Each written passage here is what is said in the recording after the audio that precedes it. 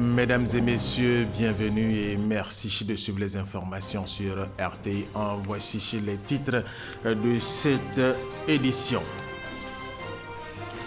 Le président du Sénat, Jean-Noël Oussou-Kouadio, invité spécial de la 7e édition du Forum de la ville du Havre en France sur l'économie positive, a présenté l'action de la Côte d'Ivoire à préserver le peu de forêt disponible avec le modèle de cité verte d'Abidjan.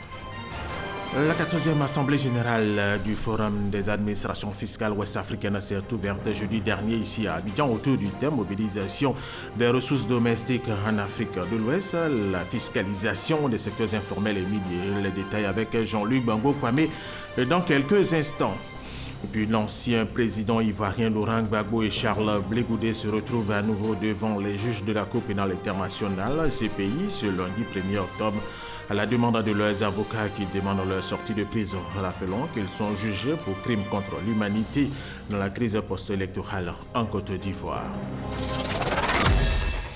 Voilà, nous vous le disions à l'instant, l'ancien président ivoirien Laurent Gbagbo et Charles Blé Goudé se retrouvent à nouveau devant les juges de la Cour pénale internationale CPI ce lundi 1er octobre 2018 à la demande de leurs avocats qui demandent leur sortie de prison. Rappelons qu'ils sont jugés pour crimes contre l'humanité dans la crise post-électorale en Côte d'Ivoire. Nous vous le disions également dans nos titres, le président du Sénat, Jean-Noël Oussou-Kouadio, invité spécial de la 7e édition du Forum de la ville du Havre en France sur l'économie positive, a présenté l'action de la Côte d'Ivoire à préserver le peu de forêt disponible avec le modèle de cité verte d'Abidjan. Ouvert le 27 septembre, le forum a pris fin le 29 septembre dernier.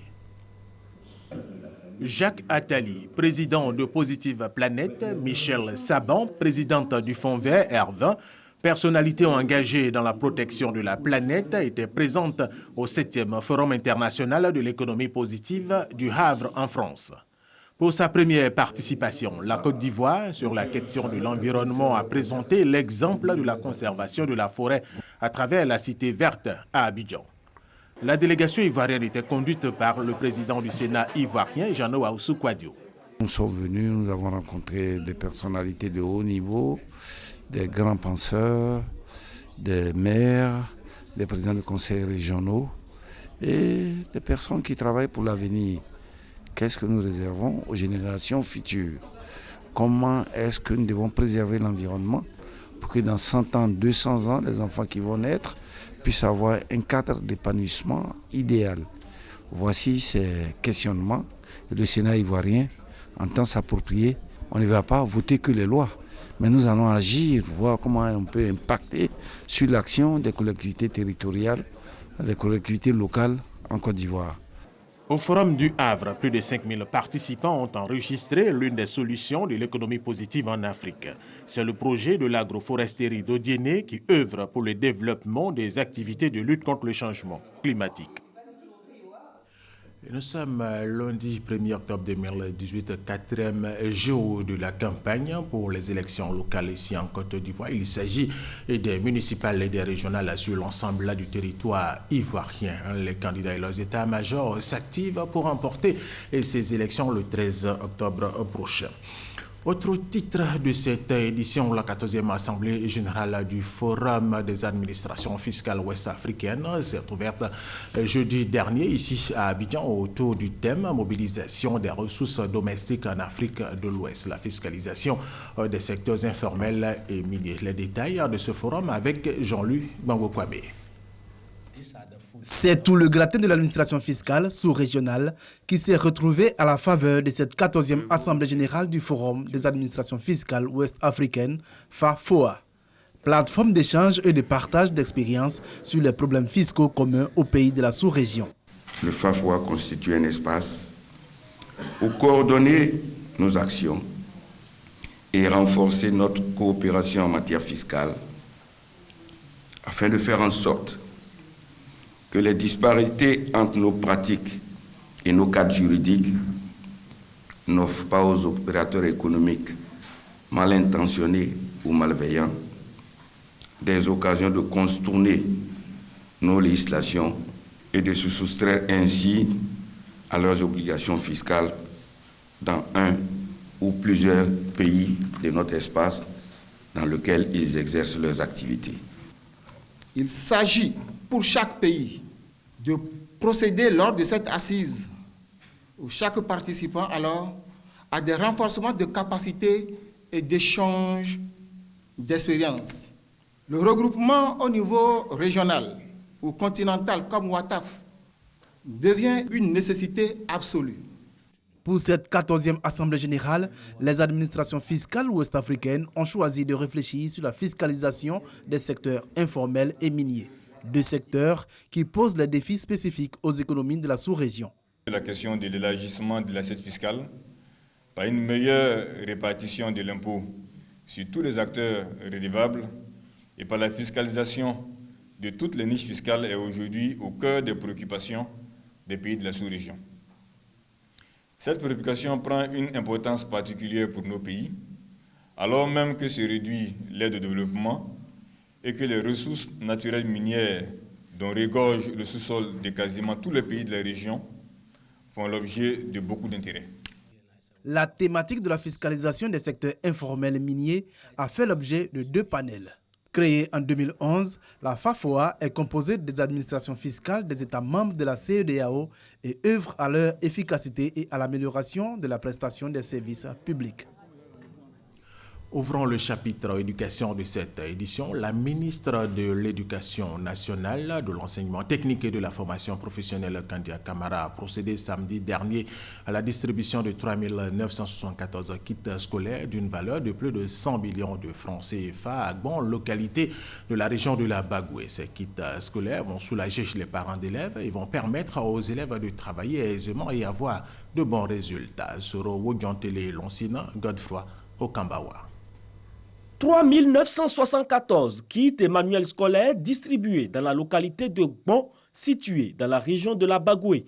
Kandia Camara, ministre de l'Éducation nationale, de l'enseignement technique et de la formation professionnelle, a profité de cette cérémonie pour interpeller les parents sur leur rôle dans l'éducation de leurs enfants afin qu'ils obtiennent de bons résultats.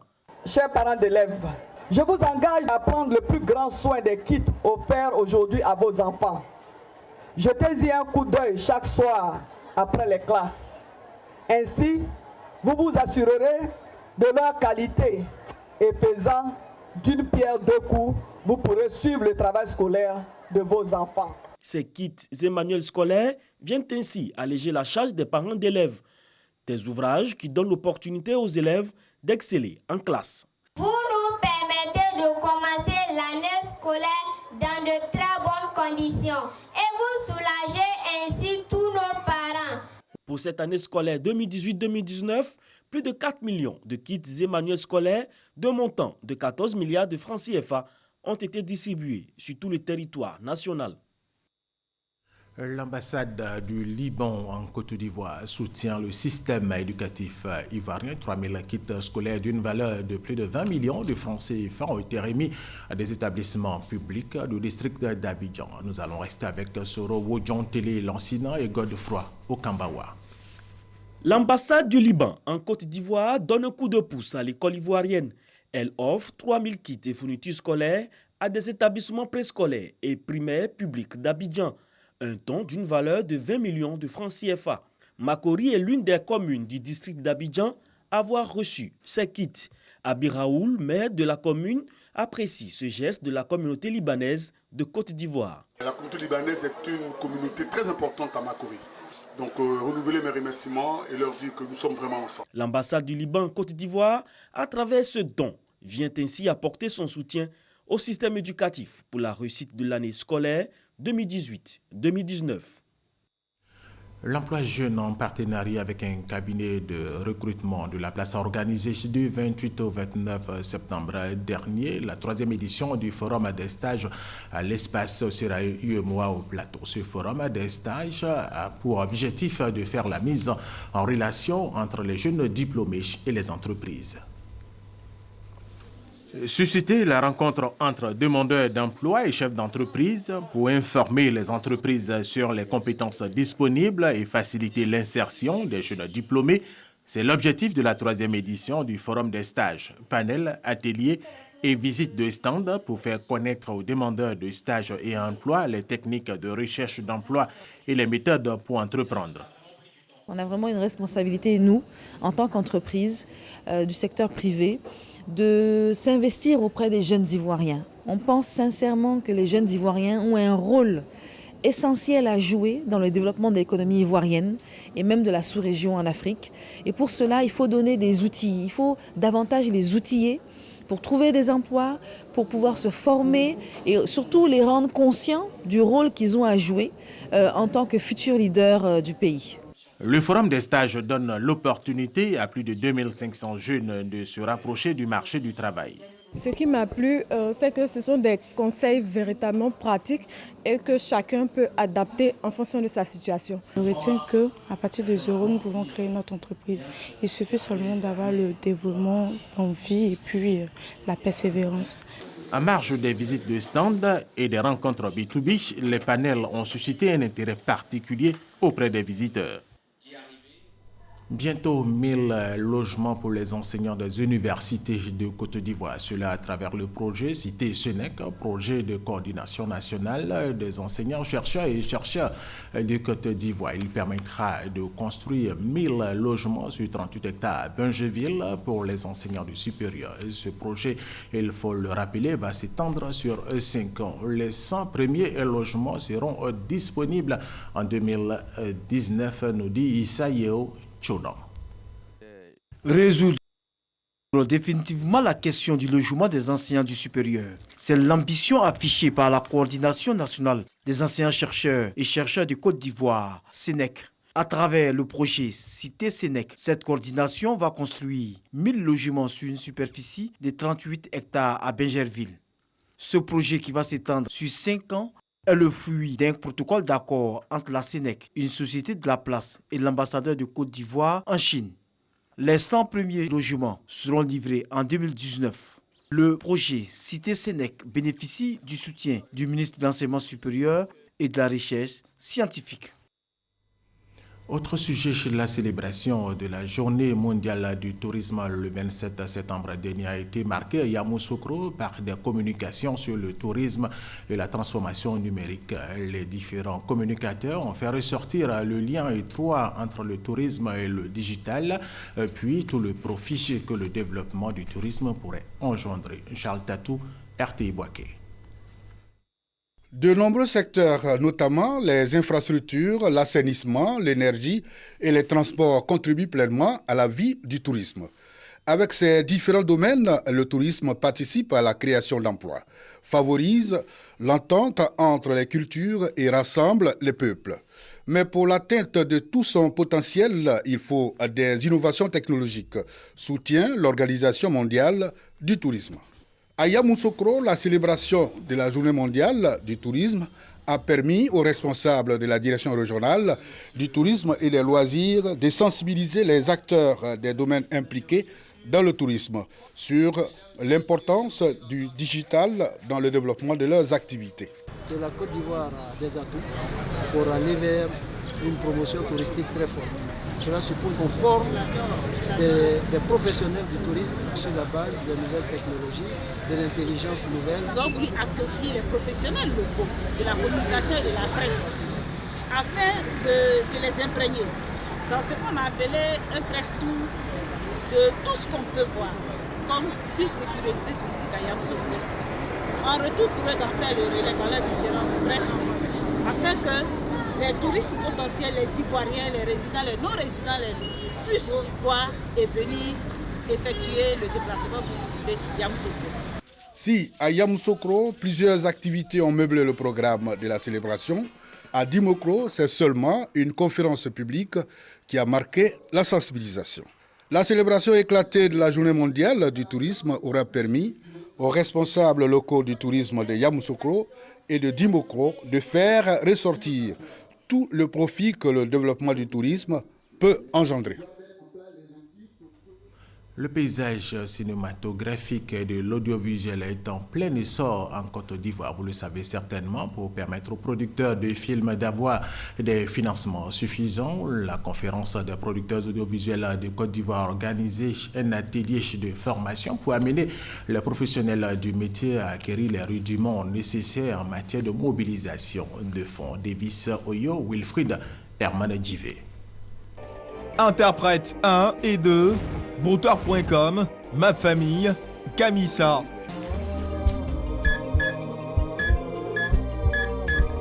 Je ne sais même pas pourquoi ils sont pressés comme ça. Madame Kodo, Madame Ouattara, je peux travailler en paix? Tous ces films produits et réalisés par des Ivoiriens, des productions faites la plupart du temps dans des conditions difficiles. La plus récurrente, le manque de financement. On n'a pas assez d'argent pour produire. Sinon, en Côte d'Ivoire, les acteurs, on a des acteurs de qualité, on a des réalisateurs de qualité, on a des producteurs de qualité, mais on n'a pas l'argent de qualité. On peut produire un film aujourd'hui, mais à l'international, comment la communication est faite, ça coûte très cher et nous n'avons pas ces moyens. Si tu es un réalisateur de film, contente-toi de réaliser le film. Tu n'es pas un gestionnaire. Donc c'est un problème d'organisation et il faut qu'on accepte de travailler en corporation. Les producteurs et réalisateurs du monde du cinéma se réunissent autour de la CEPACI, conférence des producteurs audiovisuels de Côte d'Ivoire, pour une formation. Quelle source de financement pour la production des œuvres cinématographiques et audiovisuelles? Le placement de produits, le sponsoring, le financement participatif, autant de rudiments donnés aux acteurs pour la mobilisation de fonds additionnels. Il existe, comme je le dis, des fonds. Alors ces fonds-là, nous les avons invités, le fonds SIC, le FSDP, qui sont des fonds nationaux. Et il y a des institutions internationales qui nous donnent des fonds. Et il y a aussi d'autres alternatives, comme des placements de produits à l'intérieur de productions audiovisuelles. Tout ça existe pour pouvoir financer toutes ces productions-là. Et surtout pour avoir des productions de qualité, parce qu'une production coûte beaucoup d'argent. En plus du financement à hauteur de 30% des films retenus par le Fonds de soutien à l'industrie cinématographique, la tutelle met en place une politique pour une rentabilité des productions. Depuis 3 ans, on travaille à développer les espaces de diffusion. L'État intervient en soutien à la réduction des coûts d'acquisition de matériel, en abaissant les taxes sur l'investissement. Ça a permis d'ouvrir 3 salles de cinéma. Il y a 3 qui vont ouvrir bientôt. L'année prochaine, il y aura 6 autres salles. Ce seront autant d'espaces où les producteurs, les réalisateurs pourront faire passer leurs œuvres. En Côte d'Ivoire, environ une trentaine de films sont réalisés chaque année. La CEPACI, conférence des producteurs audiovisuels de la Côte d'Ivoire, se veut un cadre de renforcement de capacité des acteurs du milieu du cinéma et de l'audiovisuel. Elle vise surtout à promouvoir le 7e art ivoirien et le rendre plus compétitif sur le marché international. Du cinéma à la culture, juste par les catégories Blessoué Dogba et Blessoué Agban du village de la Riviera Mbadon ont procédé à leur première sortie officielle. Désormais, ces 2 catégories auront droit à la parole en public et participeront aux prises de décision en pays adjacent. Éric Goré. Après avoir patienté dans l'antichambre, l'heure est venue pour ces jeunes gens et jeunes filles de faire leur sortie officielle parce qu'ils sont devenus matures.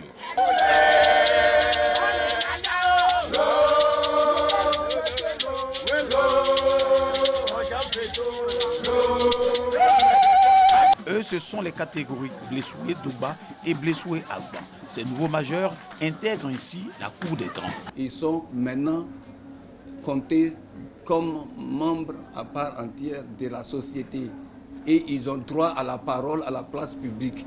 Nous sommes dans le village de la Riviera Mbadon, dans la commune de Cocody. L'événement a mobilisé toute la communauté, mais aussi les amis venus de loin pour découvrir cette culture. Je pense qu'avec la modernisation, il y a une chose qui a été vraiment préservée par le peuple adjacent. Ce sont les fêtes de génération. On a vu avec beaucoup de vigueur, beaucoup de vivacité. Ils ont montré qu'ils ont certainement la tête dans la modernité, mais surtout les pieds dans la tradition. La chaîne de génération a une effectivité ici, dans le pays adjacent, et nous nous en félicitons. Nous avons vu des jeunes qui savent vraiment le faire. La cérémonie, le déroulé et tout était bien fait. On a vu véritablement que la transmission de la tradition est effective ici. Bon, ce que j'ai apprécié dans la fête, en tout cas l'accueil, Et puis aussi les dames aussi, elles sont très bien habillées. J'ai mangé du foutou avec la sauce des ébriers qui s'appelle Ntro. Pendant que certaines femmes sont à la cuisine, d'autres sont auprès des hommes pour réussir la fête. Vous savez, dans la nature même, l'homme c'est la force, c'est le guerrier. La femme c'est l'amour, c'est la tendresse, c'est la manière de prendre, c'est tout ce qui est doux. En pays ébrié, la fête de génération est un moment de retrouvailles et de rencontres. C'est également un moment de partage. Éric Goré, rendons-nous maintenant au Mali où plus de 8000 Ivoiriens sont établis. Dans ce pays, la diaspora ivoirienne est très active. Alors, on retrouve les membres dans différents secteurs d'activité. Qui sont-ils et dans quel secteur s'investissent-ils? Éléments de réponse dans ce reportage de Sidonie Waka Davila. Travailler au Mali, quand on est ivoirien, c'est possible. Des exemples édifiants existent qui mettent en lumière la bonne intégration des Ivoiriens au pays de Soundiata Keïta. Depuis le 1er août 2015, Souleymane Sangaré est membre de cette université internationale. C'est une activité que je mène ici qui me permet de soulager ma famille et les siens. Je suis un homme qui s'adapte et je pourrais même vivre ailleurs, loin même de la Côte d'Ivoire. J'ai eu la chance d'être à 24 heures seulement de route, n'est-ce pas, de mon pays, et à 1 heure de vol d'oiseau. Et je n'ai pas de regrets. Ils sont nombreux, les membres de la diaspora ivoirienne au Mali. Plus de 8000 selon le dernier recensement de 2017. Les secteurs d'activité dans lesquels ils s'investissent sont très variés. L'ancien Gaston Gérard, enseignant de formation, est arrivé à Bamako en 2006. Encouragé par les siens, il a choisi de monter sa propre structure. J'ai fait le théâtre. Et à un moment donné, il n'y avait pas de possibilité, quoi. Je tournais un peu en rond. Et un ami m'a conseillé de venir vers le Mali, où il y a plus d'opportunités, je pourrais dire. Et je suis arrivé au Mali. Quand je suis arrivé au Mali, j'avais des difficultés à faire le théâtre parce que la majorité du théâtre est fait en bambara. En ce moment, je ne comprenais pas la langue. C'est comme ça que je me suis orienté vers l'enseignement où on m'a sollicité. Je suis devenu enseignant. Et en 2006, il y a une amie américaine qui m'a proposé de m'aider pour ouvrir ma propre structure. La coiffure est un secteur prisé par les jeunes Ivoiriennes. Au Mali, les femmes se rendent au salon de coiffure en moyenne 1 fois dans la semaine pour se faire belle. La raison, les nombreuses cérémonies auxquelles elles participent, les mariages surtout.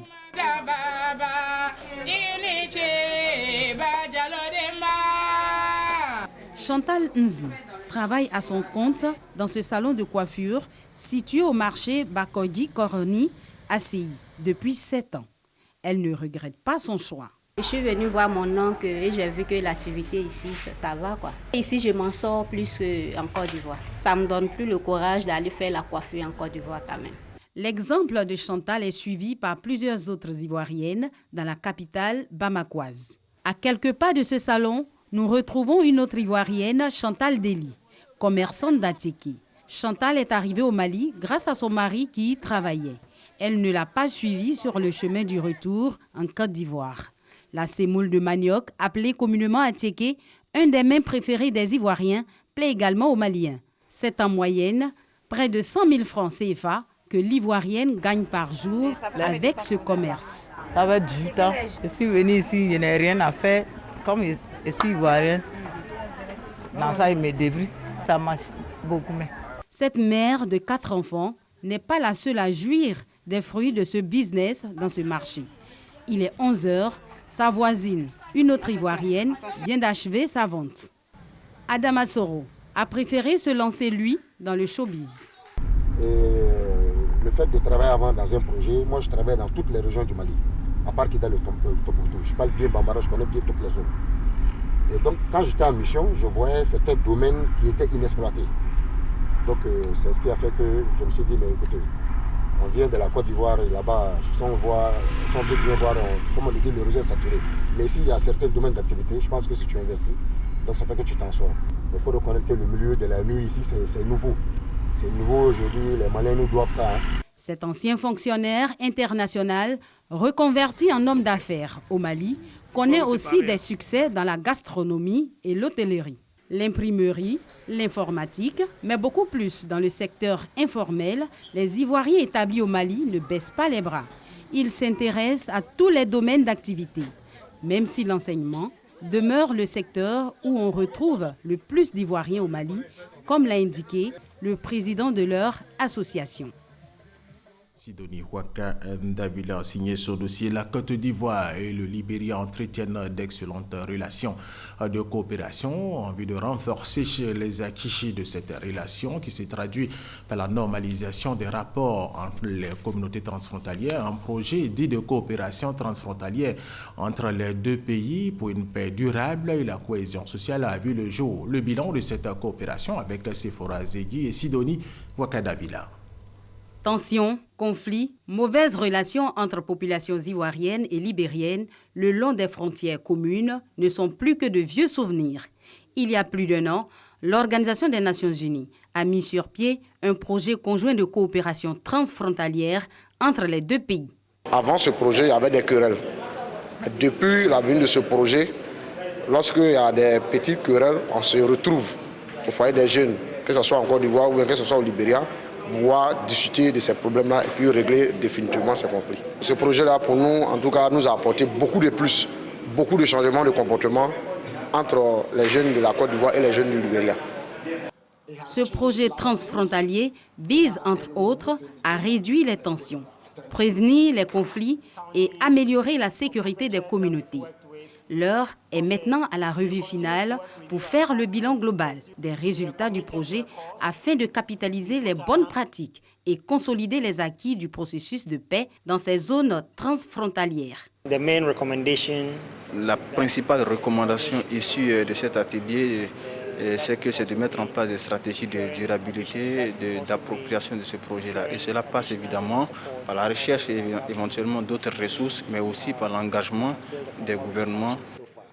Le Fonds des Nations Unies pour la consolidation de la paix, FCP, qui a financé ce projet à hauteur de 3 millions de dollars, soit 1,6 milliard de francs CFA, entend accompagner ce projet jusqu'à son terme. Vu les excellents résultats produits par ce projet par rapport à l'atelier qui s'est déroulé, en tout cas, il est sûr et certain que les choses iront pour le mieux.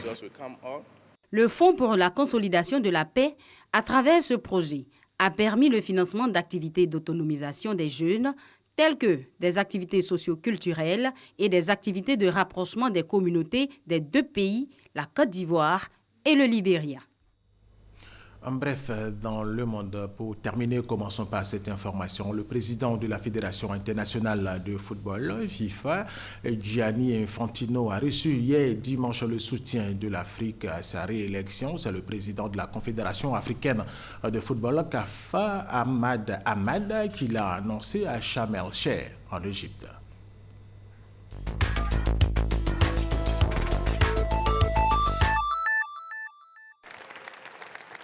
Le président de la FIFA, Gianni Infantino, peut compter sur les pays africains pour sa réélection au congrès électif du 5 juin 2019 à Paris. Lors d'une réunion extraordinaire du comité exécutif de la CAF qui s'est tenue hier dimanche à Sharm el-Sheikh en Égypte, le président de la CAF, Ahmad Ahmad, a annoncé le soutien total de la CAF à l'actuel président de la FIFA pour un second mandat. Pour le successeur de Joseph Blatter, le soutien des 54 fédérations africaines de football est très significatif. Élu en 2016, alors que l'instance mondiale était en plein scandale planétaire de corruption, Gianni Infantino a annoncé en juin dernier sa candidature à sa propre succession. Le prix Nobel de médecine a été attribué ce lundi à l'Américain James Allison et au Japonais Tasuku Wangyo. Selon Académie royale des sciences de Suède, la distinction de ces deux hommes se justifie par les travaux de découverte qu'ils ont effectués. Ces recherches ont permis de réaliser des avancées dans le traitement contre le cancer.